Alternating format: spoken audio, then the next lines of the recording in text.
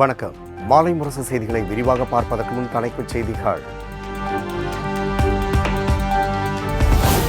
மூன்றாவது நாளாக இன்று மீண்டும் கூடுகிறது நாடாளுமன்ற பட்ஜெட் கூட்டத்தொடர். மக்களவையில் இன்றும் நாளையும் குடியரசுத் தலைவர் உரைக்கு நன்றி தெரிவிக்கும் தீர்மானத்தின் மீது விவாதம்.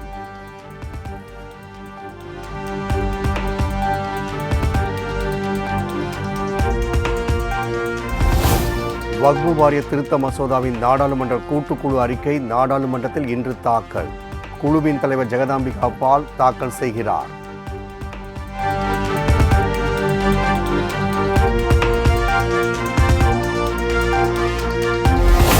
விலைவாசி உயர்வு, வேலைவாய்ப்பின்மை உள்ளிட்ட பிரச்சனைகளில் எழுப்ப எதிர்க்கட்சிகள் வியூகம். வக்ஃபு மசோதா, யுஜிசி விதிமுறை உள்ளிட்ட பல்வேறு விவகாரங்கள் குறித்து புயலை கிளப்ப திட்டம்.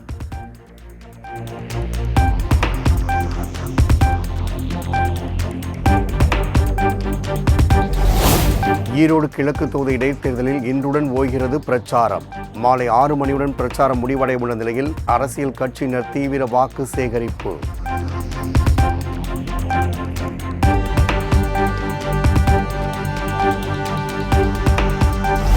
ஈரோட்டில் துணை ராணுவ படையினர் மற்றும் காவல்துறையினர் தீவிர வாகன சோதனை.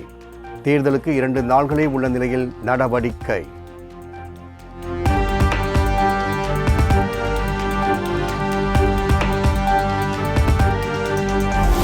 யுஜிசி நெட் தேர்வு விடைக்குறிப்புகள் குறித்து தேர்வர்கள் இன்று மாலை 6 மணிக்குள் மேல்முறையீடு செய்யலாம். தேசிய தேர்வுகள் முகமை அறிவிப்பு.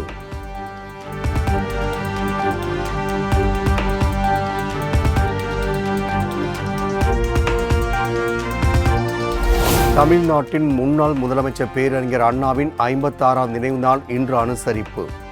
அண்ணா நினைவிடத்தில் திமுக, அதிமுக உள்ளிட்ட அரசியல் கட்சியினர் மரியாதை செலுத்துகின்றனர்.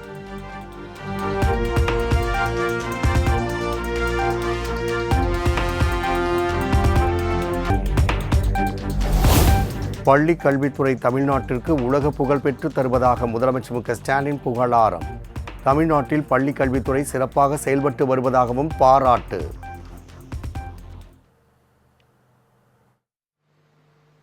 இன்னைக்கு பள்ளி கல்வித்துறை தமிழ்நாட்டுக்கு பெரும் புகழ ஈட்டி தருது. இந்த புகழ் இந்திய புகழ், இன்னும் சொன்னா உலக புகழ்.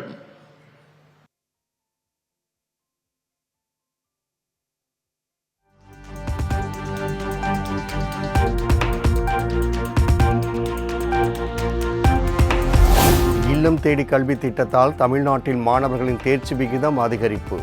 கற்றல் கற்பித்தலை மேம்படுத்த சிறப்பான பங்களிப்பை அமைச்சர் அன்பில் மகேஷ் வழங்கியுள்ளதாக முதலமைச்சர் மு க ஸ்டாலின் பாராட்டு. அந்த முன்னெடுப்புகளால 10ஆம் மற்றும் 12ஆம் வகுப்பு மாணவர்களுடைய தேர்ச்சி விகிதம் அதிகரிச்சிருக்கு. இந்த திட்டத்தினை நேற்று முன்தினம் நாடாளுமன்றத்தில் சமர்ப்பிக்கப்பட்ட பொருளாதார ஆய்வறிக்கையிலும் பாராட்டுக்களை பெற்றிருக்கு.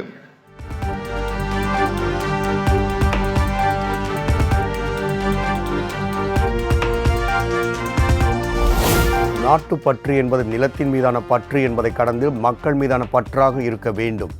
திருச்சி மணப்பாறையில் நடைபெற்ற சாரண சாரணியர் இயக்க வைர விழாவினில் முதலமைச்சர் மு க ஸ்டாலின் பேச்சு. இந்த நேரத்தில் நான் உங்ககிட்ட சொல்லிக்க விரும்புறது, நாட்டுப்பற்று என்பது நிலத்தின் மீதான பற்று என்பதை கடந்து மக்கள் மீதான பற்றா வளரணும். மக்கள் மீதான பற்றுதான் உண்மையான நாட்டுப்பற்று.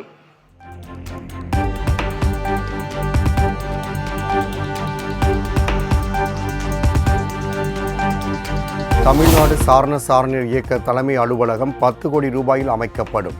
சாரண சாரணியர் இயக்கம் எல்லைகளை கடந்து பாரம்பரியங்களை புரிந்து கொள்ள வழிவகுப்பதாக முதலமைச்சர் பேச்சு. அறிவிப்பை வெளியிட விரும்புகிறேன்.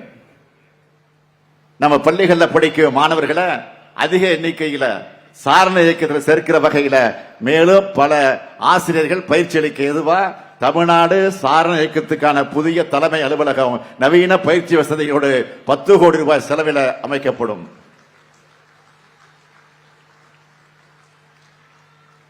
உடல் உறுதி, உள்ள உறுதி, ஒழுக்கம், வாய்மை இவற்றோடு அனைவரும் சமம் என்ற பண்பாட்டையும் கற்று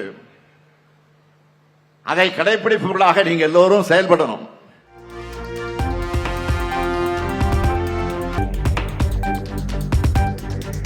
அண்ணா பல்கலை பாலியல் வழக்கில் மாநில அரசின் தலையீடற்ற சிபிஐயின் விசாரணையை நீதியை வெளிக்கொணரும்.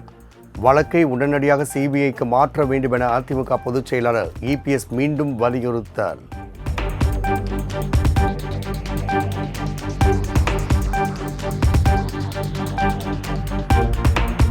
வாக்குரிமையை 1000க்கும் 500க்கும் விற்கும் வரை நாடும் நாட்டு மக்களும் வாழ்வதென்பது சாத்தியமில்லை.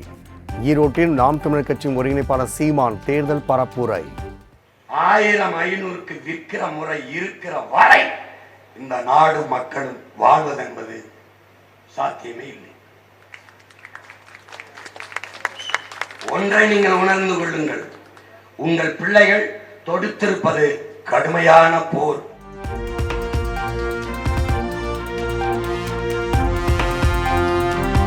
எனக்கு ராமர் சாமியும் வேண்டாம், ராமசாமியும் வேண்டாம். பெரியார் வேண்டும் உங்களுக்கு, பெரியாரால் ஒன்றும் இல்லை எங்களுக்கு எனவும் சீமான் ஆவேசம். ஏன்டா எனக்கு ராமசாமியும் வேணாம் வச்சுக்க, ஒரு ராமசாமியும் வேணாம் வச்சுக்க. அது கும்பிட சாமி இல்லாதவனுக்கு எனக்கு 1 கோடி சாமி இருக்கு. ஒவ்வொரு தமிழ் குடிக்கும் ஒரு சாமி இருக்கு, குலசாமி. எனக்கு அதுக்கு நீ செய்ய.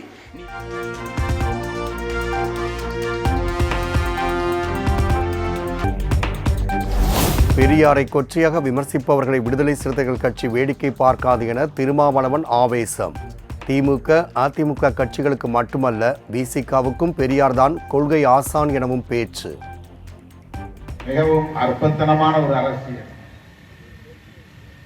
மொழிவாத அடிப்படையிலே இனவாத அரசியலை உயர்த்தி பிடிக்கும் ஒரு முயற்சி.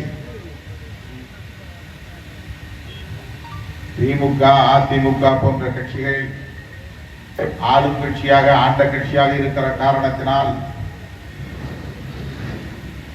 நாம் இறங்கி போய் அப்படிப்பட்டவர்களுக்கு பதில் சொல்ல தேவையில்லை என்று அமைதி காக்கலாம். அப்படி விடுதலை சிறுத்தைகளும் நாம் வேடிக்கை பார்க்க முடியாது.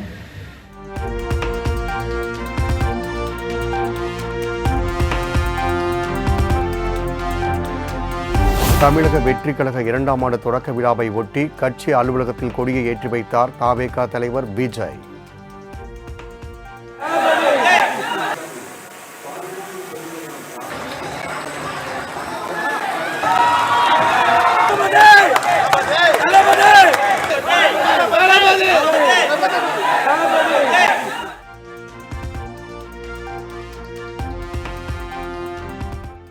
பெரியார், அம்பேத்கர், காமராஜர், வேலுநாச்சியார், அஞ்சலையம்மாள் ஆகியோரின் சிலைகளையும் திறந்து வைத்து மரியாதை.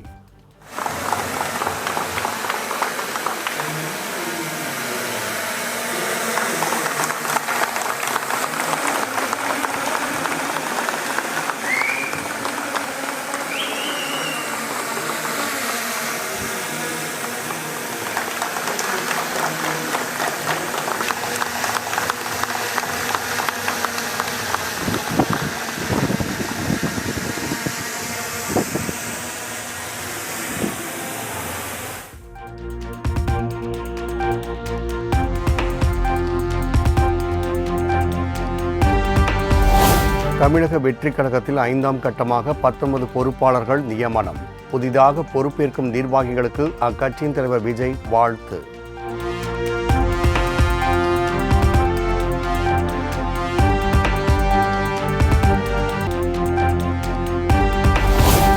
ஒர்க் ஃப்ரம் ஹோம் மற்றும் இணையதளத்தில் பணி என்ற பாணியை தவேகா தலைவர் விஜய் மாற்றிக்கொள்ள வேண்டும்.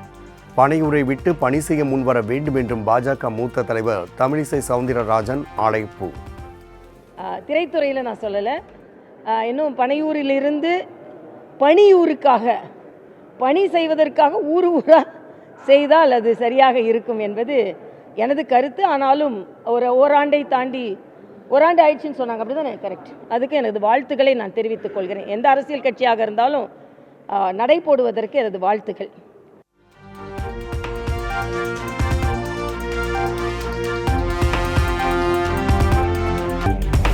மத்திய பட்ஜெட்டை கண்டித்து மார்க்சிஸ்ட் கம்யூனிஸ்ட் கட்சியின் சார்பில் தமிழகம் முழுவதும் நாளை கண்டன ஆர்ப்பாட்டம். கட்சியின் மாநில செயலாளர் சண்முகம் பேட்டி.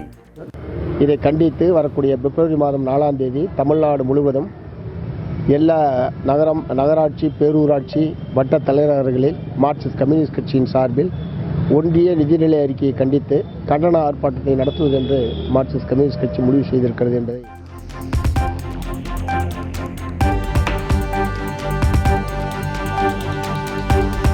சென்னை கானாத்தூரில் பெண்களை காரில் துரத்திய விவகாரத்தில் கைது செய்யப்பட்ட முக்கிய நபர் சந்துரு வாக்குமூலம். சந்தோஷ் என்பவர் அறிவுறுத்தலின் பேரில் பெண்களை துரத்தியதாக வீடியோ வைரலாகி வருகிறது. அதே மாதிரி இப்போ நடக்கிற கேஸில் பார்த்தீங்கன்னா நான் வந்து கார் ஓட்டிகிட்டு போயிருந்தது, அந்த லேடிஸை மடக்குனது எல்லாமே நான் தான். இது வந்து சந்தோஷன்றவர் சொன்னதுனால தான் சொன்னேன். வண்டியில் இடிச்சிட்டாங்க, அந்த இடித்ததை கூட நான் என் கண்ணால் பார்க்கல. அவர் சொன்னார் அந்த நிமிஷம், இந்த மாதிரி நம்ம வண்டியில் இடிச்சிட்டாங்க, அந்த வண்டியை கூட்டிடா அப்படின்னு சொன்னார். சரி, நான் ஃபஸ்ட்டு அவங்கள போய் அவங்களுக்கு நேராக நின்னேன். அவங்க என்ன சொன்னாங்கன்னா, நாங்கள் நிற்க மாட்டோம், நாங்கள் போகிறோம்னாங்க. சரி, அவர் நான் மடக்கி அவரை காரை மடக்க சொல்லிட்டாரு. நான் மடக்கலைன்னா எனக்கு அது பிரச்சனையாயிடுன்னு சொல்லி நான் போய் காரை மடக்கினேன். அதுக்கப்புறம் தான் அவங்க வீடியோலாம் எடுக்க ஆரம்பித்தாங்க. திருப்பி ரோட்டில் பிளாக் பண்ணி நிறுத்தினேன். திருப்பி ரிவர்ஸ் எடுத்து அவங்க வீட்டுக்கே போயிட்டாங்க. அவங்க நான் வீட்டுக்கு போகும்போது கரெக்டாக சந்தோஷ்னு சொல்கிறவர் வந்துட்டார். அவர் டேரெக்டாக அவங்க ஃப்ளாட் சொல்லியே போயிட்டு இல்லை, நான் உன்னை பிடிக்க சொன்ன கார் இது கிடையாது, வேறு காரு, அவங்ககிட்ட நீ சாரி சொல்லிட்டு வந்துடும்னு சொல்லிட்டாங்க.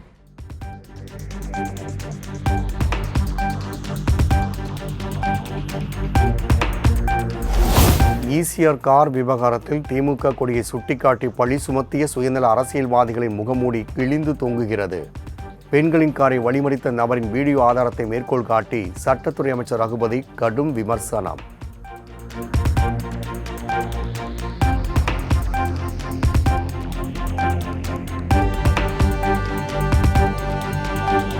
தமிழ்நாட்டில் அதிமுகவை சேர்ந்தவர்களால் தான் பெண்களுக்கு அச்சுறுத்தல். திமுக மீது பழி போட்டு வீராவேசமாக அறிக்கை வெளியிட்ட எடப்பாடி பழனிசாமி மன்னிப்பு கேட்பாரா என்றும் சட்டத்துறை அமைச்சர் ரகுபதி சரமாரி கேள்வி.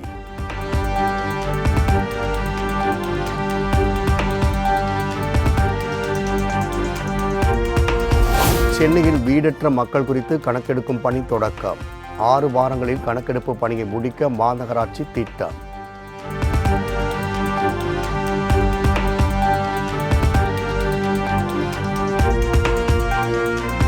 வரும் 20ஆம் தேதி மாநிலம் தழுவிய வேலைநிறுத்தம் செய்ய அண்ணா தொழிற்சங்கம் முடிவு. அதிமுக, தேமுதிக தொழிற்சங்க நிர்வாகிகள் கூட்டத்திற்கு பின் கமலக்கண்ணன் பேட்டி.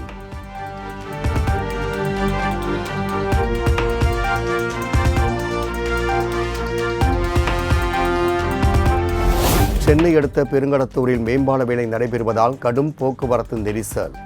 இரும்புலியூர் பாலத்தை கடக்க 1 மணி நேரத்திற்கு மேல் ஆனதால் வாகன ஓட்டிகள் அவதி.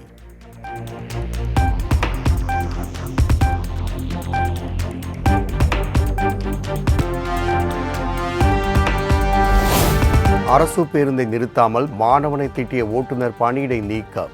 அமைச்சர் சிவசங்கரிடம் புகார் அளித்த நிலையில் அரியலூர் பணிமனை மேலாளர் குணசேகரன் நடவடிக்கை.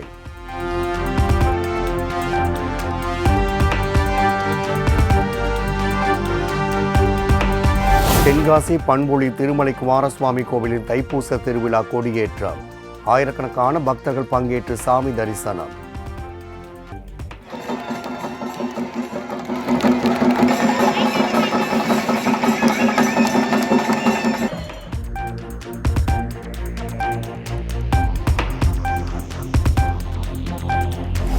ராமநாதபுரம் அரண்மனை ராஜராஜேஸ்வரி அம்மன் கோவில் மகா குடமுழுக்கு விழா கோலாகலம். ஆன்மீக குழந்தை ஸ்ரீ தியாவின் பக்தி பாடலில் மனம் லயித்து உருகி போன பக்தர்கள்.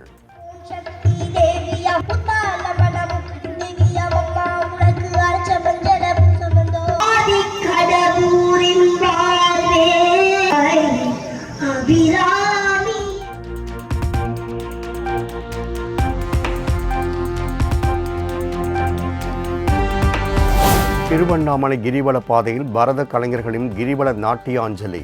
2000க்கும் மேற்பட்ட பெண்கள் மற்றும் சிறுமிகள் நாட்டியமாடியபடி கிரிவலம்.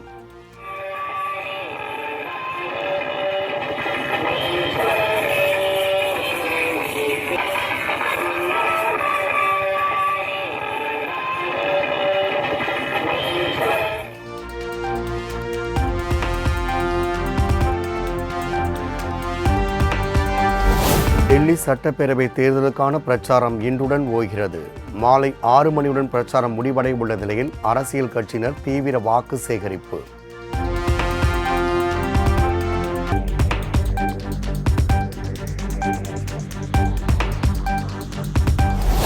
அடுத்த 2 நாட்களுக்கு பிறகு டெல்லி மக்களுக்கு பிரகாசமான எதிர்காலம் காத்திருப்பதாக பிரதமர் மோடி பேச்சு. மக்களின் அனைத்து பிரச்சனைகளுக்கும் தீர்வு காண தயாராக இருப்பதாகவும் திட்டவட்டம்.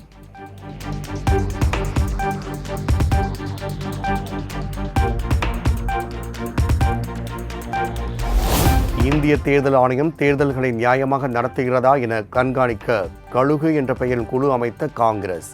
முதலாவதாக மகாராஷ்டிரா மாநில தேர்தல் குளறுபடிகள் குறித்து ஆய்வு மேற்கொள்ள உள்ளதாக அறிவிப்பு.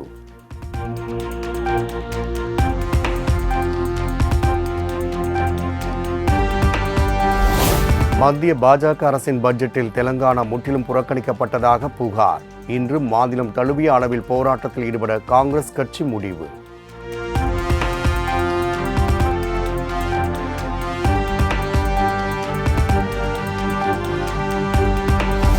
மக்களை தவறாக வழிநடத்தும் வகையில் விளம்பரங்களை வெளியிட்டதாக பதஞ்சலி நிறுவனம் மீது தொடரப்பட்ட வழக்கு.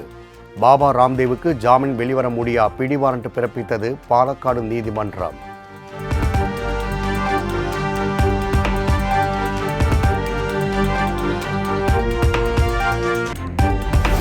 மகா கும்பமேளாவை முன்னிட்டு திரிவேணி சங்கமத்தில் நேற்று ஒரே நாளில் 4 கோடி பேர் புனித நீராடல்.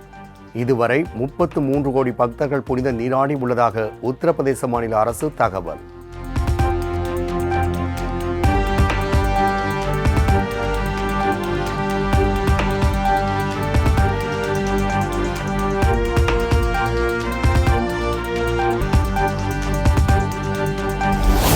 மகாராஷ்டிரா மாநிலத்தில் 5,35,000 ரூபாய்க்கு மேல் மின்சாரம் திருட்டு.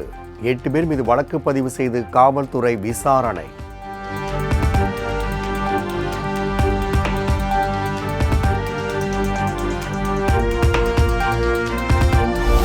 மே 4ஆம் தேதி பத்ரிநாத் கோவில் நடை திறக்கப்படும் என அறிவிப்பு. சாரதாம் யாத்திரையின் போது லட்சக்கணக்கான பக்தர்கள் வருவார்கள் என எதிர்பார்ப்பு.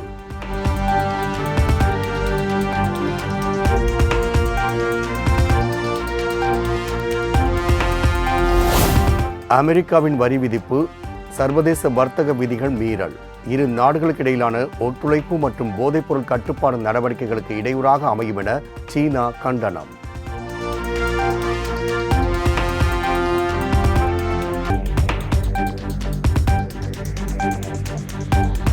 அமெரிக்காவின் வரி விதிப்பிற்கு எதிராக நடவடிக்கை எடுப்பதை தவிர வேறு வழி இல்லை. கனடாவுக்கு எதிரான வரி விதிப்பு அமெரிக்கர்களின் வேலைவாய்ப்பை ஆபத்தில் ஆழ்த்தும் என பிரதமர் ட்ரூடோ எச்சரிக்கை.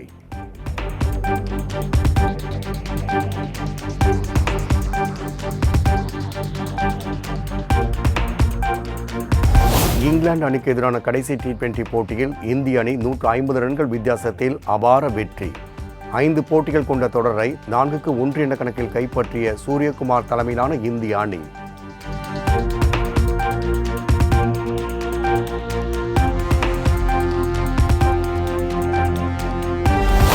இங்கிலாந்து அணிக்கு எதிரான T20 போட்டியில் ருத்ர தாண்டவம் ஆடிய இந்திய அணி வீரர் அபிஷேக் சர்மா ஒரே இன்னிங்ஸில் அதிக சிக்சர்கள் அடித்து சாதனை.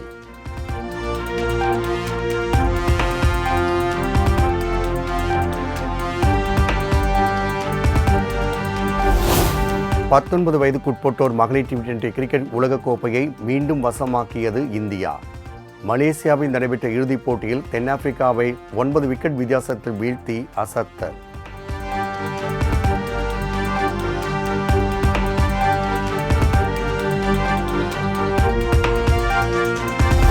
வயதுக்குட்பட்டோருக்கான உலகக்கோப்பையை வென்ற இந்திய மகளிர் அணிக்கு 5 கோடி ரூபாய் பரிசு அறிவிப்பு.